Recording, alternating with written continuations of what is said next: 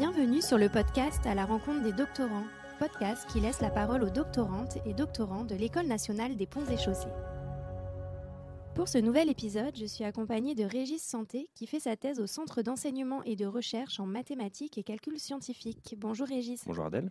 Alors Régis, nous nous sommes rencontrés il y a quelques mois après ton passage au concours de ma thèse en 180 secondes.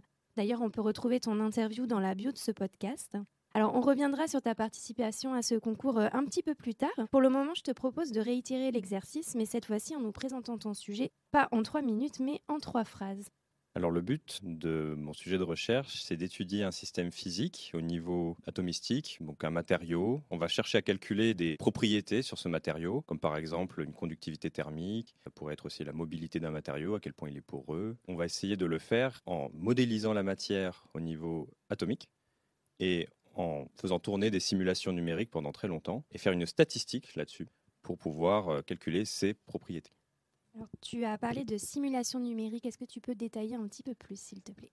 Le but en fait du domaine de recherche, c'est de faire un peu un microscope numérique, c'est d'aller regarder ce qui se passe au niveau de la matière, au niveau atomique. Quand on a un microscope dans la vraie vie, voilà, on peut zoomer jusqu'à un certain point, mais on va pas pouvoir zoomer jusqu'au niveau atomique, c'est pas possible. Donc ce qu'on va faire, c'est qu'on va aller sur l'ordinateur et on va prendre un groupe d'atomes qui va correspondre aux matériaux qu'on veut observer et on va modéliser la physique qu'il y a entre ces atomes, donc les interactions qu'il y a entre ces atomes. Et à partir de ces lois qui gouvernent ces interactions, ensuite on va pouvoir faire tourner une dynamique sur ce groupe d'atomes, cet amas d'atomes, et on va faire ça pendant une certaine durée. Et à partir de toutes les snapshots qu'on a obtenus, c'est-à-dire toutes les différentes configurations qu'on a pu voir au cours du temps, on va pouvoir calculer des quantités pertinentes pour la physique, pour la biologie aussi, et obtenir ainsi, en faisant tourner suffisamment longtemps, grâce à une statistique avec un très grand nombre d'échantillons, des propriétés assez intéressantes sur les matériaux. Alors, on parle d'atomes depuis tout à l'heure. Est-ce qu'on peut faire un zoom sur la matière, revenir sur qu'est-ce qu'un atome par rapport aux matériaux ?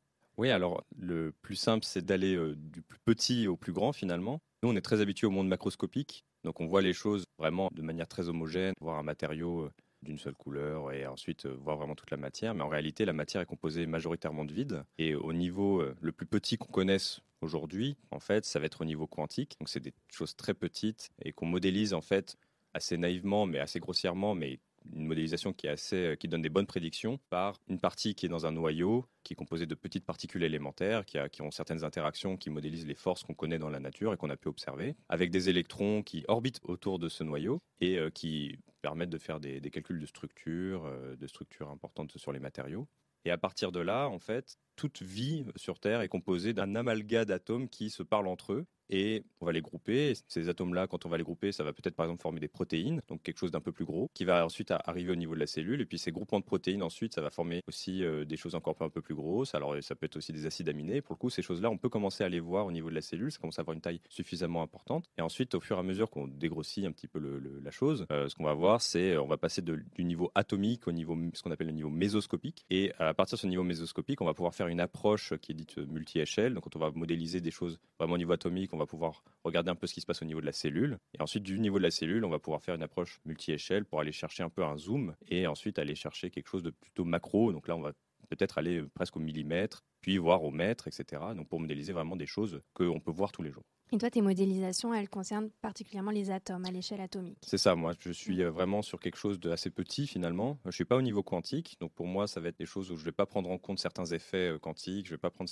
en compte certains effets relativistes. Ce n'est pas des choses qui m'intéressent dans ma recherche. Ça va plutôt être sur la science des matériaux. On a par exemple la température ambiante ou à une pression qu'on peut connaître, ou alors qu'on a envie d'explorer, de mettre sous pression certains systèmes. Et ce qui est intéressant, c'est que certaines fois on n'arrive pas à faire l'expérience parce que c'est trop coûteux. Le faire sur ordinateur, ça nous permet finalement de modéliser l'environnement dans lequel ce système serait si jamais on faisait l'expérience en vrai. Et à partir de là, au niveau atomique, on va pouvoir mettre la bonne façon de modéliser ça. Donc ça, c'est le physicien qui arrive et qui nous dit, voilà, voici la bonne façon que vous avez de mettre en place toutes les interactions qu'il va y avoir pour décrire correctement le processus que vous voulez observer. Et à partir de là, nous, on vous fait confiance, on lance des choses sur des supercalculateurs, on attend un jour, une semaine, un mois, voire peut-être même plus. Et on espère qu'on va obtenir des résultats qui sont intéressants à partir de cette échelle microscopique. On a mis toute la physique qu'on pouvait à l'intérieur pour décrire de manière la plus précise possible la chose qu'on peut voir au niveau macroscopique. Alors tu viens d'en parler un petit peu. Justement, qu'est-ce qui nous empêche de faire tout simplement l'expérience en laboratoire? Tu as parlé de quelque chose qui pouvait être plus rapide. Est-ce qu'il y a d'autres avantages à utiliser ces méthodes, ces simulations numériques? Alors il y a principalement 2 avantages.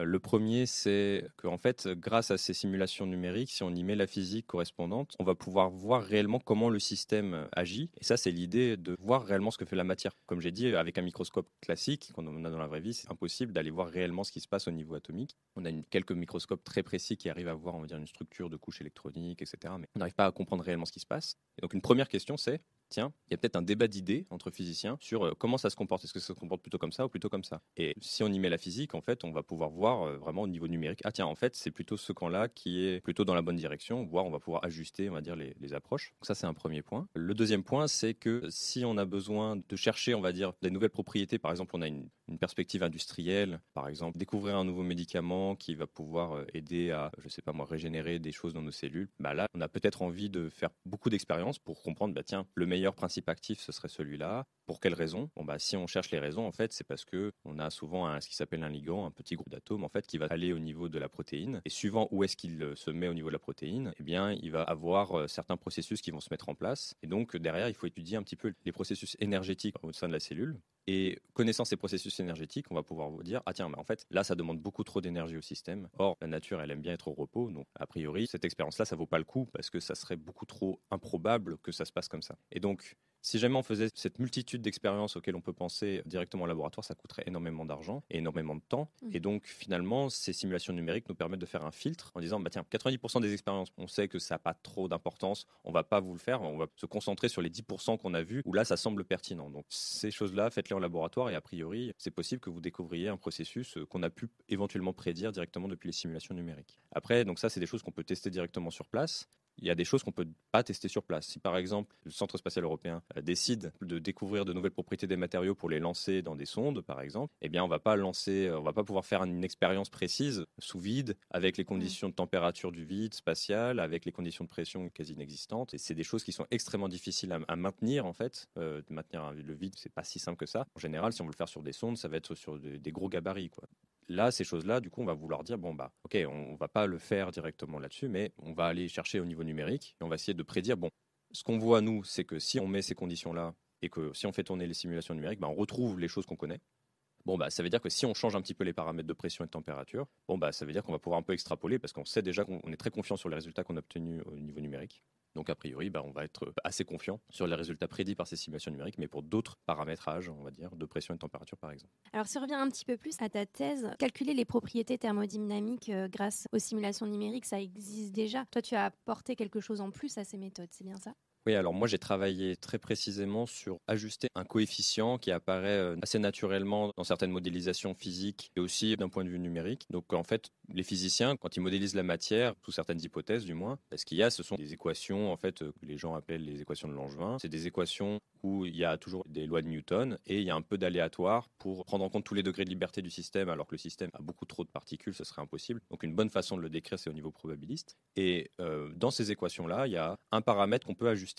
Pour l'instant, il y avait certaines modélisations qui mettaient en place ce paramètre, mais pour des raisons soit purement physiques, soit purement numériques. Il n'y avait pas eu vraiment d'aspect sur comment on met ça en place, lequel choisir, lequel est le plus pertinent d'un point de vue numérique notamment pour que quand on fasse tourner les calculs sur le supercalculateur, si jamais ce paramètre-là fait en sorte que ce qu'on obtient, on l'obtient en 2 fois moins d'itérations, eh bien ça nous fait économiser 2 fois plus d'énergie sur le supercalculateur. Et donc tout le but de ma thèse, ça a été comment on met en place les algorithmes déjà existants, comment on les adapte en prenant en compte ce paramètre-là qui n'était pas forcément pris en compte avant, et comment on optimise ce paramètre, dans quel contexte on va pouvoir l'optimiser, et ensuite comment ça se passe réellement sur des cas pratiques. Est-ce que ce paramètre-là, effectivement, certes on a prouvé que théoriquement il se passait quelque chose, on allait pouvoir gagner quelque chose, est-ce qu'en pratique on le gagne ou pas? Et voilà, donc tout ça, ça a été d'un point de vue théorique et numérique, comment ajuster ce paramètre-là, comment l'optimiser.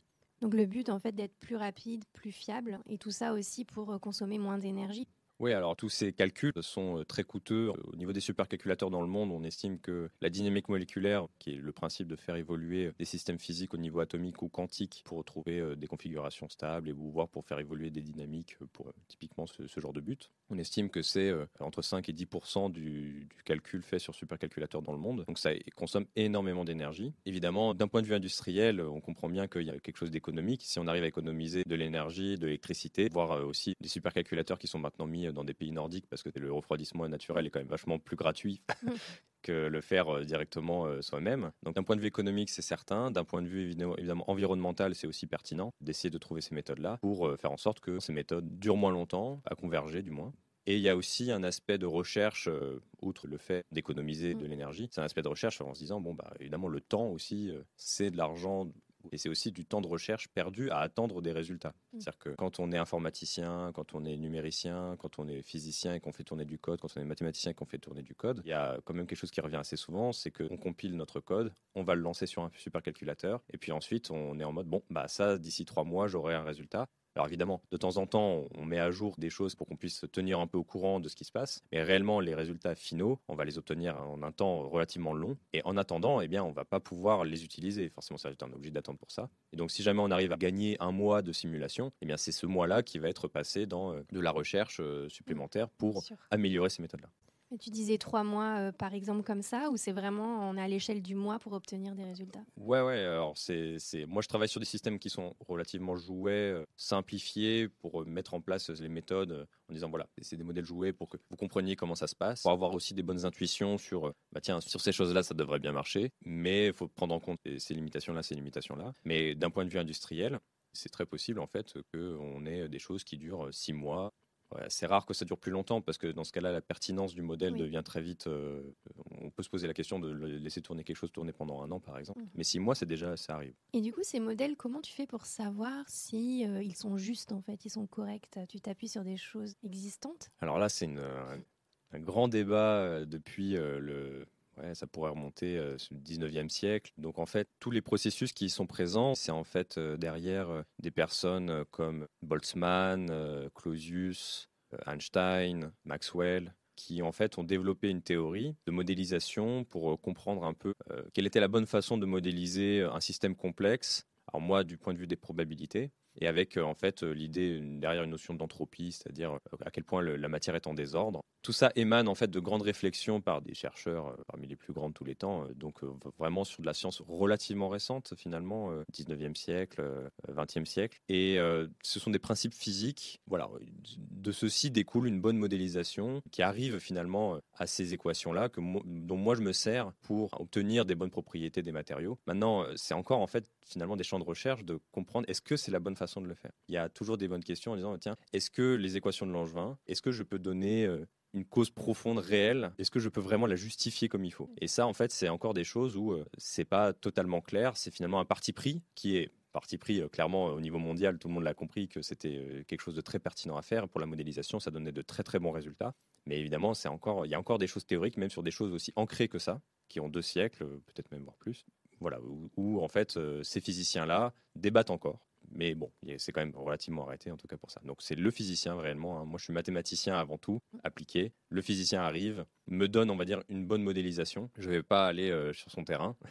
Moi je vais être plutôt sur ok, la pertinence est là-dedans. Je sais qu'il y a les industriels, ils vont utiliser ces méthodes-là aussi et ça donne de très bons résultats. Donc moi je vais m'intéresser à ces méthodes-là. Si un jour un physicien dit en fait vous aviez tout faux, la bonne façon c'était de faire ça, là se posera 2 questions. Un, est-ce que c'est plus intéressant de le faire? Parce que est-ce que peut-être qu'on va gagner, on va peut-être faire une erreur moindre peut-être, mais si l'erreur moindre elle est trop peu significative, mais que le coût de calcul est énorme, en fait personne ne va vouloir le faire.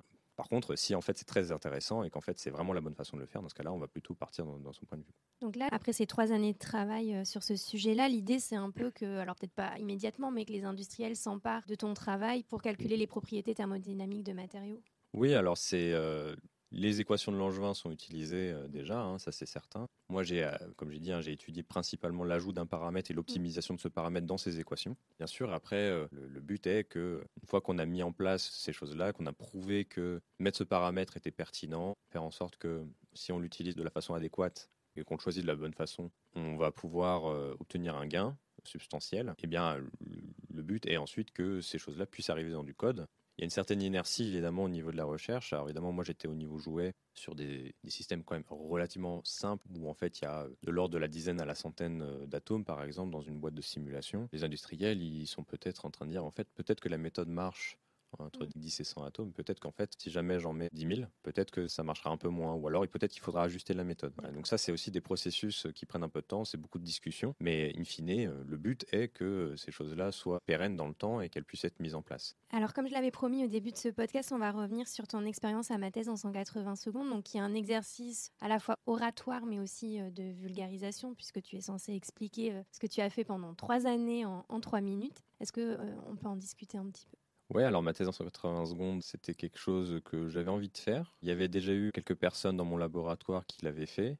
Quand on fait des mathématiques, c'est pas très souvent qu'on va faire ma thèse en 180 secondes parce que finalement les sujets sont quand même un peu techniques. Donc il faut le présenter sous un certain angle et trouver le bon angle est vraiment la chose la plus difficile en fait, du moins quand on fait des sciences dures. Donc ça a été pourquoi je voulais le faire, c'était pouvoir expliquer aussi à des gens de ma famille qui ne font pas du tout des sciences. Ils me demandaient explique-moi ce que tu fais, mais attention, je te préviens, je vais rien comprendre a priori, donc il faut vraiment que tu me parles. Voilà. Et donc je me suis dit bon bah en fait c'est ça qui est pertinent. De chercher la bonne façon, le bon ancrage de départ pour que les gens restent un peu avec toi dans la discussion et que tu puisses leur expliquer quel est l'intérêt de faire ces recherches-là et voilà, de faire un peu de vulgarisation. Ma thèse en 80 secondes n'est pas forcément un exercice de vulgarisation à proprement parler, je dirais plutôt que c'est un exercice théâtral ou oratoire ou du moins d'éloquence sur la façon de présenter un sujet. Il y a bien sûr une question de fond qui est qu'on ne peut pas dire n'importe quoi, il faut que c'est un sens tout du long avec des choses simples qui soient dites de manière claire. Cependant, la vulgarisation, du moins pour des sujets aussi techniques que ceux qu'on peut avoir dans les sciences dures, n'est pas si évidente parce qu'on n'a juste pas le temps en 3 minutes de pouvoir expliciter réellement notre pensée. Donc moi, par exemple, pour ma thèse en 180 secondes, j'ai pu donner l'idée de quels étaient les enjeux de mon domaine de recherche, mais je n'ai même pas pu parler de ma thèse parce que c'était vraiment un aspect qui était beaucoup trop loin. J'ai besoin d'introduire tellement de choses au départ pour poser les bases. Voilà, c'est ça, pour en fait que les gens se disent ah oui, alors en fait je me mets dans ce contexte-là, c'est ce contexte-là qui va m'amener à comprendre cet enjeu-là, mais c'est ça, déjà on a passé 2 minutes. Mais finalement, ce que je retiens le plus, c'est pas forcément la performance de ma thèse en 180 secondes, bien qu'évidemment ma famille s'est jetée dessus sur la vidéo pour pouvoir aller regarder. C'est plutôt la préparation de ma thèse en 180 secondes qui a été le plus intéressant, parce qu'on apprend finalement pas mal de choses sur comment parler devant des gens, se positionner sur une scène. Voilà, comme je dis, c'est plus un exercice finalement théâtral, hein, de ne pas être complètement muet face à un public, ne pas perdre ses moyens, et aussi asséner des phrases pertinentes pour que les gens ne s'endorment pas, parce que finalement 3 minutes, oui. Certes c'est court, mais en fait, durant toute la session, il y a quand même pas mal de personnes qui passent. Donc c'est pas mal, on va dire, d'exercices oratoires, d'études oratoires, rhétoriques finalement, hein, à ce niveau-là. Et en plus de ça, de toute cette méthodologie que j'ai trouvée assez passionnante, on découvre aussi d'autres personnes. Moi, j'étais le seul de mon laboratoire qui avait voulu faire mon année, j'étais un peu déçu. Mais bon, je peux comprendre la réticence quand on fait des maths de vouloir faire forcément cet exercice, mais il y avait d'autres personnes des laboratoires de l'école des ponts qui ont pris aussi cet exercice à cœur. On était environ une bonne dizaine de personnes à le faire cette année-là. Et en fait, on découvre pas mal de sujets auxquels on n'était pas forcément sensibilisés. Et en fait, là, on voit aussi la prouesse de certaines personnes. Il y en a certains, ils sont très très forts à présenter leur sujet d'une façon vraiment très claire et très dynamique, très didactique. Voilà, c'est super intéressant, c'est un très bon exercice. Ce que je retiens, c'est finalement tout cet aspect préparatoire. Donc voilà, je le conseille vraiment à tout le monde. Et puis une préparation qui te servira peut-être pour ta soutenance la semaine prochaine, parce qu'une soutenance de thèse, c'est aussi parler devant un public qui est plus expert, mais quand même. Ouais, alors bon, il y a finalement pas mal de différences que j'ai le droit à 45 minutes. Ça sera en anglais, mais bien sûr, il y aura une parterre de gens, il faut rester dynamique. Après, ma thèse en 180 secondes, on apprend des petites astuces qui nous aident, ça c'est certain. Mais évidemment, ce qui fait le foncier à ce niveau-là, pour faire la soutenance, c'est finalement toutes les présentations qu'on a pu faire au cours de notre doctorat, dans des conférences par exemple. Bien sûr. Alors en 2022, tu as obtenu le prix Pasquet. C'est un prix qui est donné par la Fondation des Ponts et qui récompense le meilleur élève diplômé d'une formation ingénieur. Donc j'en déduis que ton parcours avant de faire cette thèse, c'était donc tout un cycle ingénieur.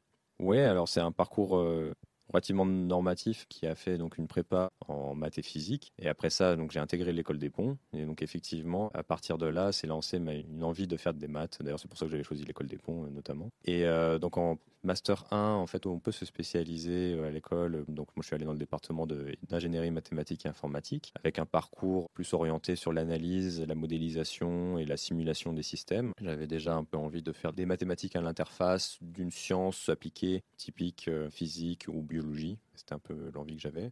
Ensuite, après, donc naturellement, il y a des parcours qui sont pointés par l'École des Ponts, notamment dans le département ingénierie mathématiques et informatique, pour aller faire un Master 2 en double diplôme à Sorbonne Université, à Jussieu, ou avec un master des sciences du vivant qui en fait regroupe des cours théoriques très poussés. Et donc à partir de là, c'était assez naturel que je continue un petit peu dans la recherche parce que c'est quelque chose aussi qui m'animait. Et entre le master 1 et le master 2, on a une année où il nous est permis de faire des stages. Et donc j'avais notamment fait un stage déjà dans le domaine de la physique statistique numérique, donc, qui est le domaine de recherche où je fais des simulations au niveau atomistique. Ça m'avait énormément plu et j'étais déjà en contact avec mon actuel directeur de thèse. Et donc voilà, il m'a dit tiens, moi je veux faire des trucs comme ça. Est-ce qu'il y a des choses? Il me fait ouais, vas-y, viens. Et donc assez naturellement, je suis allé au CERMIX.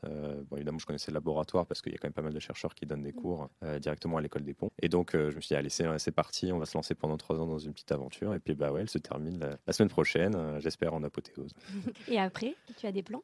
Ouais, alors après, moi, je vais entamer un post-doctorat au CEA à Cadarache, donc sur des thématiques qui ressemblent un petit peu de ce que j'ai pu faire déjà, donc modélisation, simulation numérique au niveau atomistique. Cette fois-ci, plus appliqué sur des combustibles nucléaires. Donc pendant 2 ans, a priori, je vais partir là-bas, m'extirper du bassin d'Île-de-France pour aller dans le sud-est. Et voilà, donc toujours animé par une envie de faire de la recherche un peu plus appliquée. Finalement, j'étais sur un niveau très académique. Ouais, là, on va partir sur des systèmes qui sont potentiellement un peu plus gros. Et c'est ça aussi durant mon stage où j'avais bien aimé aussi. Donc voilà, je vais réitérer l'expérience. Pendant 2 ans, voilà, je vais faire ce postdoctorat. Très bien, on te souhaite bonne chance. On arrive à la fin de ce podcast. Merci beaucoup, Régis, d'être venu partager tes 3 années de thèse avec nous. Merci, Adèle. Et quant à moi, je vous retrouve le mois prochain pour un nouvel épisode du podcast à la rencontre des doctorants, à retrouver sur la revue numérique de l'École nationale des ponts et chaussées, ingenius.écoleetdesponts.fr.